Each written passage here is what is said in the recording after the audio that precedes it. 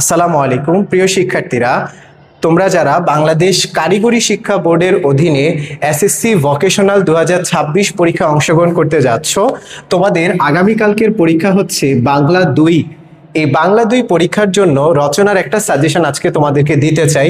তোমরা জানো যে এই রচনাতে হচ্ছে মোট 10 নম্বর।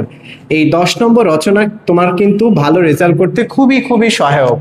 আজকে আমি 3টি রচনার সাজেশন তোমাদেরকে দেব, যে 3টি রচনা পড়লে আশা করি আগামীকালকে তোমার পরীক্ষার জন্য খুবই সহায়ক হবে এবং একটি রচনা ইনশাল্লাহ কমন পড়বে।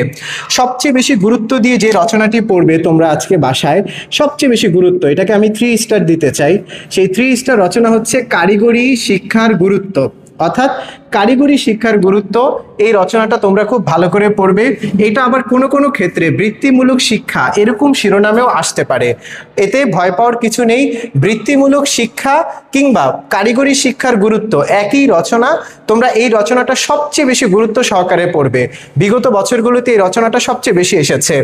দ্বিতীয় যে রচনাটি আমি তোমাদেরকে পড়তে বলবো সেটি হচ্ছে স্বদেশ প্রেম বা দেশপ্রেম, অর্থাৎ স্বদেশ প্রেম এই শিরোনামে বাংলাদেশকে তুমি কিরকম ভালোবাসো, দেশপ্রেমের গুরুত্ব কি সেটা তুলে ধরবে। অথবা তোমার এটার নাম হতে পারে দেশপ্রেম, অর্থাৎ স্বদেশ প্রেম অথবা দেশপ্রেম, যে নামই হোক না কেন তুমি এই রচনাটা আসতে পারে কালকের পরীক্ষায়। আর সবশেষ যে রচনাটা তোমাদেরকে দিব সেটি হচ্ছে শ্রমের মর্যাদা অথবা জাতীয় জীবনে শ্রমের মর্যাদা। যদি সময় সুযোগ থাকে অবশ্যই রচনাটি একটু দেখে যাবে, শ্রমের মর্যাদা, জাতীয় জীবনে শ্রমের মর্যাদা। তাই শেষে বলতে চাই, আজকের দিনে তুমি অবশ্যই সবচেয়ে বেশি গুরুত্ব সহকারে পড়বে কারিগরি শিক্ষার গুরুত্ব ও বা বৃত্তিমূলক শিক্ষা। দ্বিতীয়তে যেটি পড়বে স্বদেশ প্রেম অথবা দেশপ্রেম। আর সবশেষ তুমি যে রচনাটা আজকে তুমি রিভিশন করবে সেটি হচ্ছে শ্রমের মর্যাদা বা জাতীয় জীবনে শ্রমের মর্যাদা।